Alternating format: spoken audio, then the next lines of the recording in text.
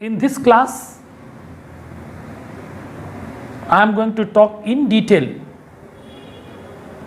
about each of the scenes given over here in this play. So I will adopt a different methodology of teaching while dealing with all these 13 scenes, and wherever possible I will pick up some of the dialogues from the text and I will try to present in front of you all.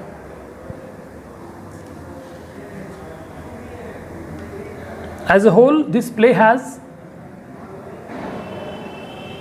13 scenes. As I told you in the introduction also, that a full-length play is generally divided into acts followed by the scenes. But so far, this play is concerned, that is Tughlaq. The dramatist has followed the company Natak tradition and made a division of his play into different scenes. Now you need to know about the setting of the play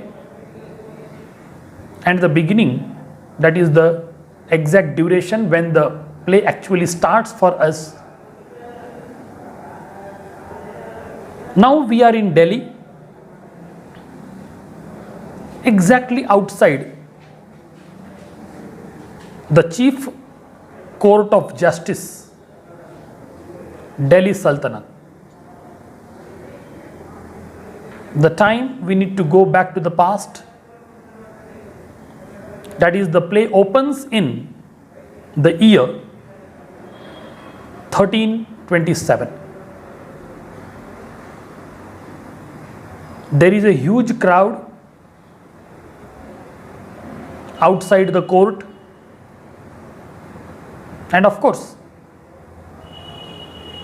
they are mixed in the sense their religious background.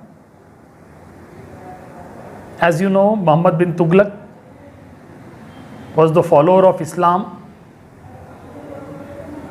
and the earlier kings and queens, they have been partial towards the Hindus. So here among the crowd you can see most of the Muslim participants and a few Hindus also in that crowd. All the people gathered outside the court, they were very much impatient to know about the final verdict, which was expected to be announced by the Chief Justice of the court. Actually, there was a kind of course which was taking place in the course of time there,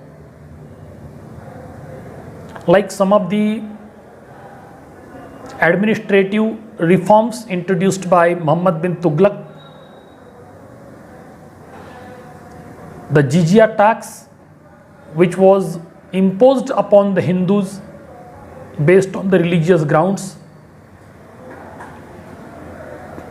and some other aspects related to the state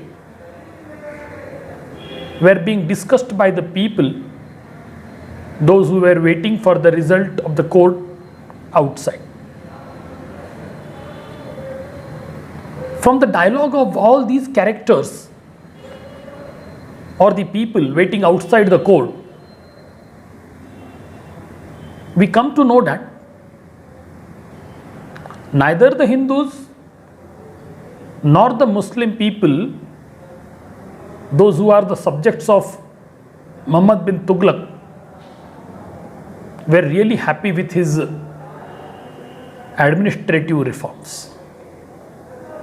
We could make out all these things from the dialogues which are made by different characters in this play. Actually, most of the Muslims were disappointed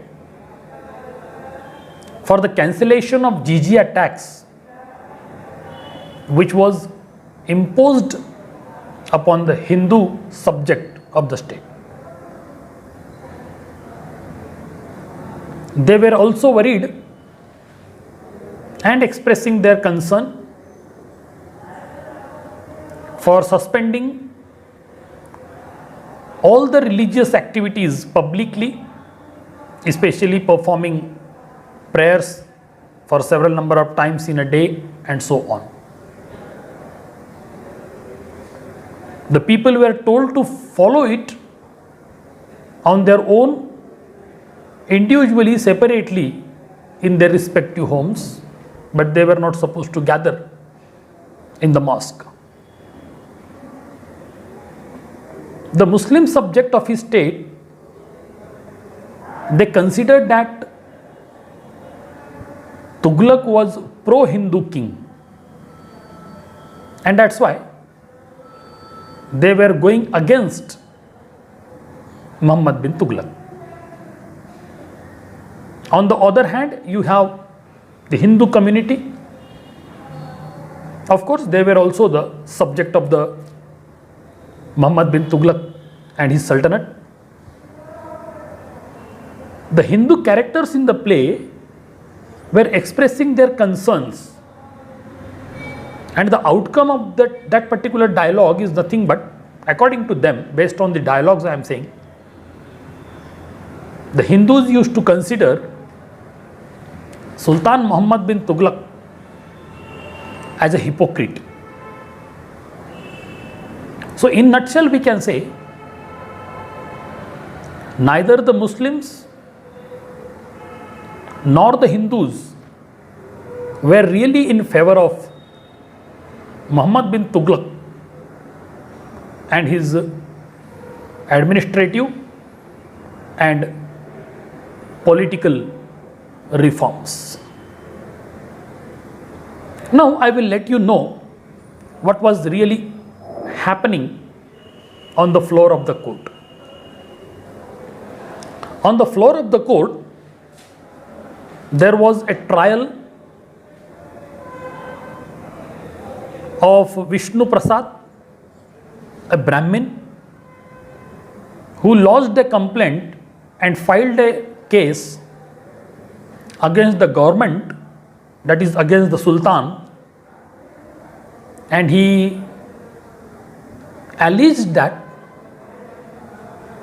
his ancestral land was forcefully encroached and confiscated by the officers of the state. And that's why this Vishnu Prasad, the first character who appears in front of us, a Brahmin, at least based on his attire, his looks, you can make out that he is a Brahmin, and he filed a case against Sultan. So the entire trial proceedings were going on the floor of the court. Based on the evidences and discussions, it was almost proved that the officers of the state were wrong. They took a wrong decision of confiscating the land of Vishnu Prasad. And finally, the Chief Justice, Qazi ul Mumalik, who was the supreme judge of the court, announced his verdict, and that verdict went against the Sultan, that is against the state. Ultimately, it was announced by the Supreme Court judge or the chief judge He considered all the pros and cons of the situation. He also took everything into consideration and finally said that the claim of the Brahmin, that is Vishnu Prasad, were just. He should be given a justice. And finally he announced that the government should compensate Vishnu Prasad by paying 500 silver dinars from the treasury of the government, and in addition Vishnu Prasad should be inducted in the civil service of the Sultanate. So this was the verdict pronounced by the Chief Justice. As soon as the people or the subject of the state came to know about it, exactly outside the court premises, they started discussing, they started debating this matter among themselves. And after this trial was done, the pronouncement or the announcement of the decision was made. We could see the first appearance of Muhammad bin Tughlaq. So friends, already I talked about the portrayal of the character of Muhammad bin Tughlaq when I delivered a lecture on the general introduction of the play.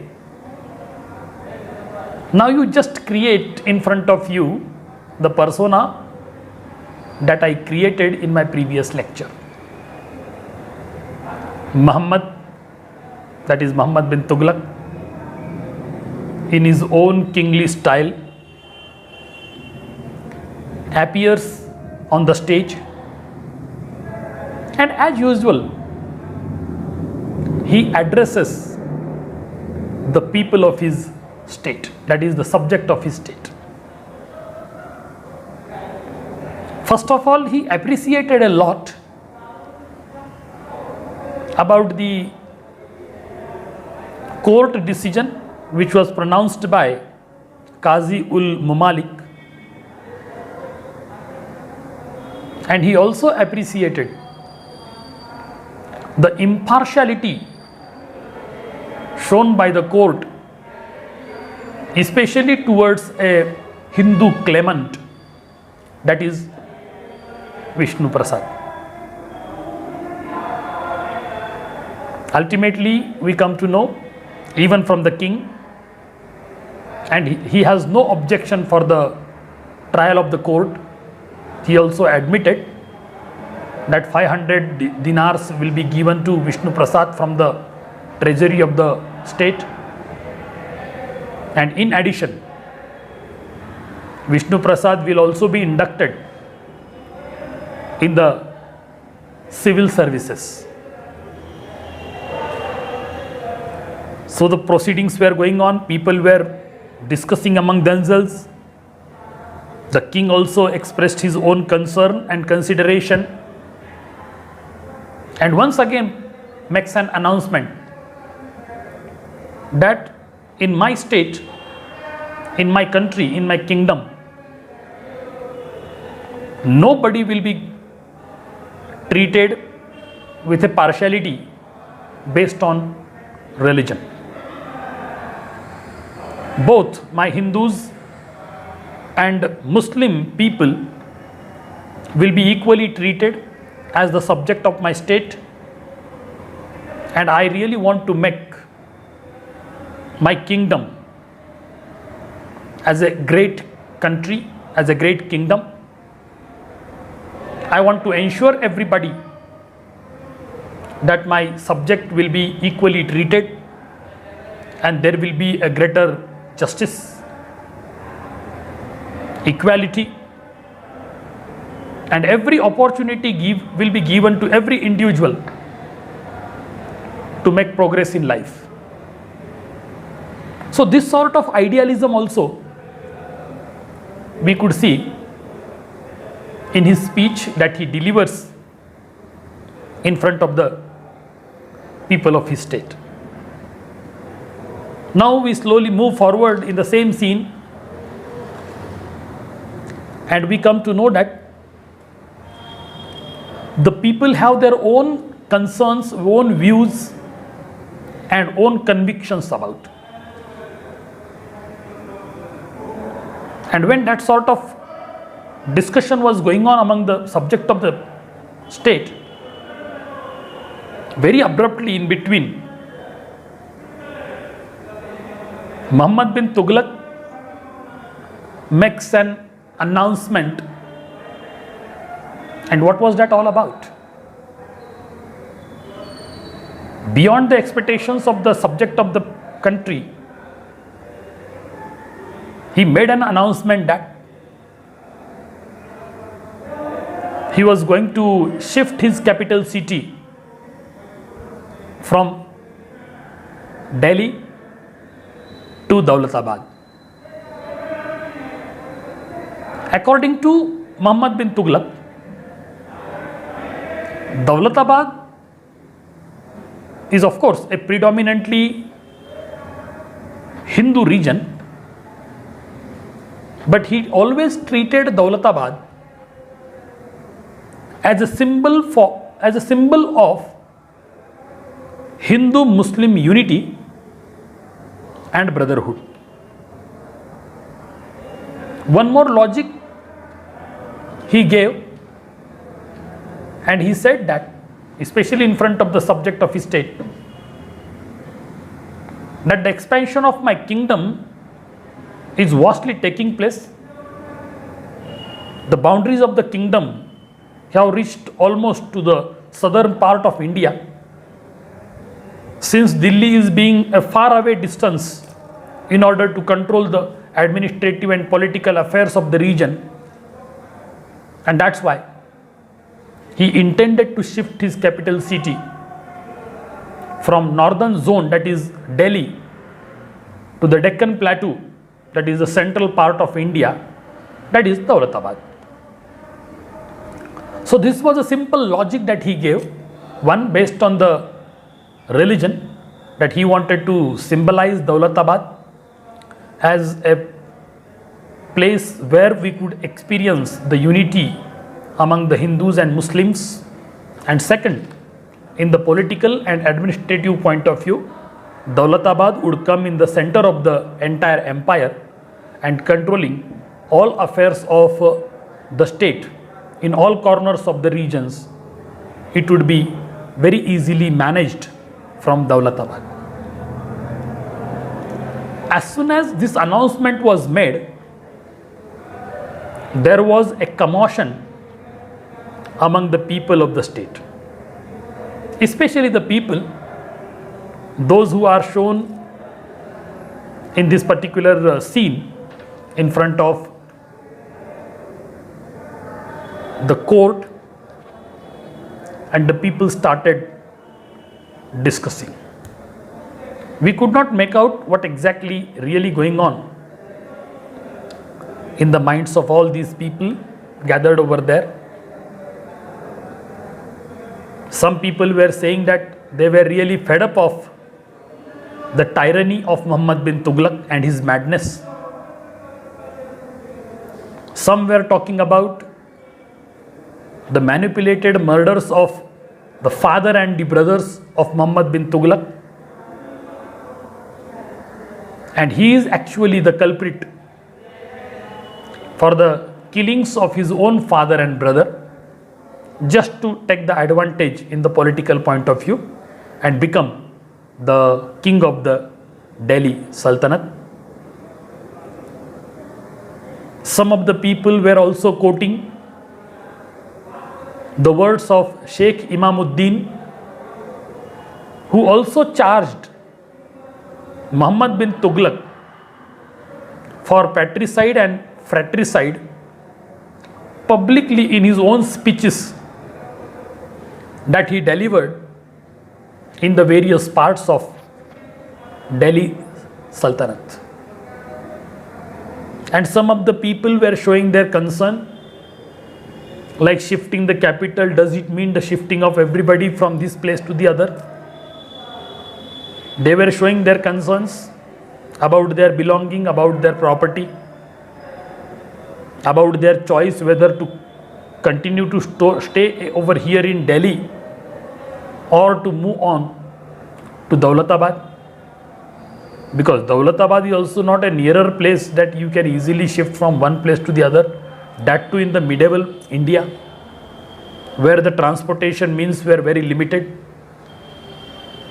So the people have shown their own concerns in this respect. And as I said, this is the particular scene that takes place in front of the court premises. Now I would like to read out a couple of dialogues which are picked up from the text, and they are uttered by, they are pronounced by some of the people from the subject of the state, or the people, those who gathered in front of the court. There is a young man, the name is not specified. There is a young man who says, "The elephant suddenly went wild. The crowds must have frightened it. It just ran and dashed against the wooden pandal, and the pandal collapsed." Now, what is this all about? What is this dialogue all about? This is a dialogue which is articulated by a young man from the crowd. He is actually talking about how Muhammad bin Tughlaq killed his father and brothers to take the political advantage of being the king, the successor of this sultanate. So there was a kind of elephant, might be the part of the procession, might be the part of some celebration. And at that time, then and then king, that is the father of Muhammad bin Tughlaq, and his brothers, they were sitting on the pandal which was especially created for them, and the elephant suddenly went wild. It straightaway went into the pandal. That elephant dashed the pandal. The pandal suddenly collapsed.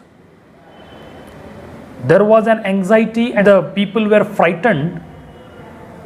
And probably after the collapse of the pandal, Tughlaq's father and brother lost their lives. And publicly, Tughlaq was saying that it just happened accidentally because of the melee, because of the elephant went wild, and he has no role to play in it. But the people were suspicious about his political ambitions. So many people from the state and officers from the state were very much aware of the political ambitions in the mind of Muhammad bin Tughlaq. Then the another man says, old man, very convenient, the third man from the crowd. And to think the procession had been arranged by the father in his honor, young man. But the Sultan had gone to the mosque to pray. The old Sultan should never have had the procession at prayer time. You well know, it was prayer time and the Sultan never misses a prayer. There is a Hindu person also who says, yes, we knew that. But tell me, how did the elephant know it was the time for prayer? As soon as he utters this kind of statement, there was a laughter among the public, or among the people, those who gathered there. Then the third man says, all right, don't trust my words.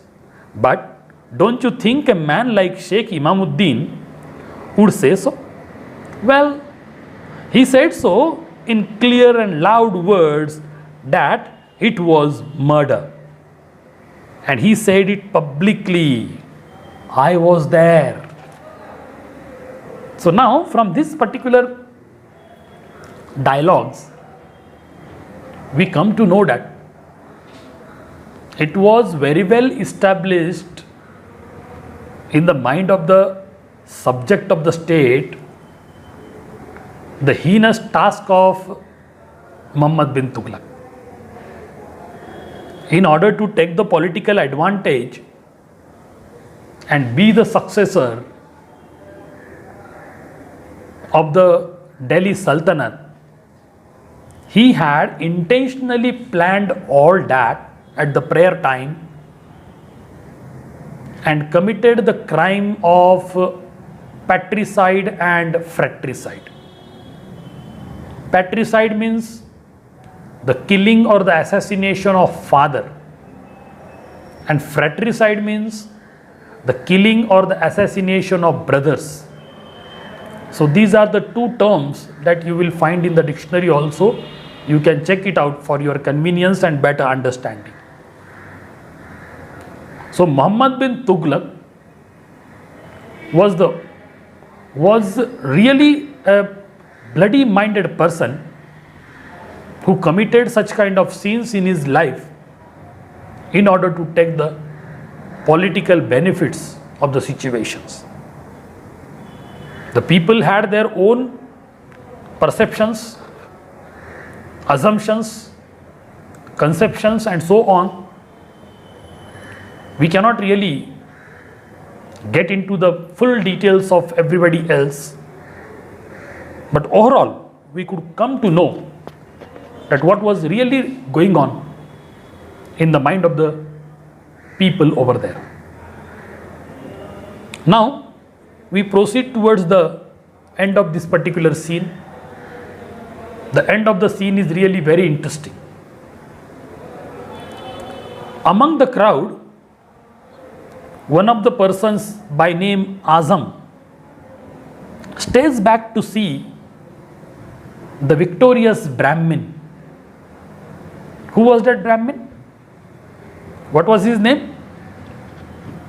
Vishnu Prasad, who won the case against the state, and Muhammad bin Tughlaq, that is his government, was ready to pay 500 silver dinars to Vishnu Prasad. In addition, he was also offered a good position in the hierarchy of the civil services of the state. As soon as this Vishnu Prasad came out, Azam was very curiously looking at him, and in a fraction of a minute, Azam recognized that this Vishnu Prasad, a Brahmin, is not the original Vishnu Prasad or is not the original Brahmin, but he is no one than his own fast friend, a bosom friend, Aziz. See the element of surprise that we could experience in the play towards the end of the scene 1. Of course, initially this Vishnu Prasad, who is originally Aziz, denied it. But how long he can really deny to identify his own bosom friend or a close friend, Azam? And both of them just took a corner of the scene. They interact in between. Azam is being offered by Aziz that you will also be inducted in the civil services. You don't worry about it. But please do not disclose this matter to anybody, that I am not Vishnu Prasad, I am not a Brahmin, but really I am Aziz, a Muslim. And then Aziz tells him the real story, that what actually happened. Once over there in a village, there was a person called Vishnu Prasad, a genuine Vishnu Prasad, a Brahmin. His land was confiscated by the officers of the government of Delhi Sultanate, and that poor man simply went off. But when he was leaving, he had an understanding and a documentation with Vishnu Prasad. And then Aziz, disguised as a Brahmin, he came over here in Delhi, lodged a complaint against Delhi Sultanate, and he just disguised as the Brahmin, and he always declared himself that he is no one but Vishnu Prasad, and consequently he won the case against the government also. So now he is telling his own plans of making money while shifting the capital city from Delhi to Daulatabad. Actually, Aziz is a Muslim, and traditionally or religiously he is a Muslim dhobi. And of course he was doing a very meager job in his village earlier, but now he has made his own fortune by getting 500 dinars from Delhi Sultanate, and also he is going to get one prestigious position in the hierarchy of Delhi Sultanate. So this is all happened in the very first scene, and we come to know about the kind of deception done by Aziz, but luckily he is really successful in his attempt, and he could win name, fame, money, everything as the result of this particular verdict given by the Chief Justice of the Delhi court. So these are the developments over here in the scene 1. And of course the time, I think, does not permit me to proceed further. Hardly another 1 minute to go. So I am not really, of the opinion to start scene number 2 today itself. So I will discuss scene 2 tomorrow. Now just take a very quick recap. In this particular scene, scene 1, you come to know about the expository nature of Muhammad bin Tughlaq. His crafty nature also we understood.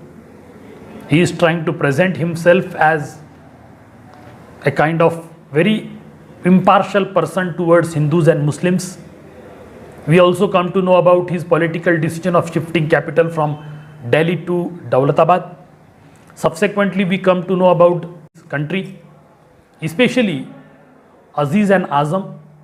Aziz, who disguised as Vishnu Prasad, who appears in front of us in the beginning, is no one but Aziz, a Muslim by birth. But he won the case against the state and got a very good reward as the compensation. So these are the developments of scene 1. And I think this is the right point of time to put a pause for this discussion. And tomorrow I will definitely continue with scene 2 from this particular play, that is Tughlaq, written by Girish Karnad. So thank you very much for your patient listening.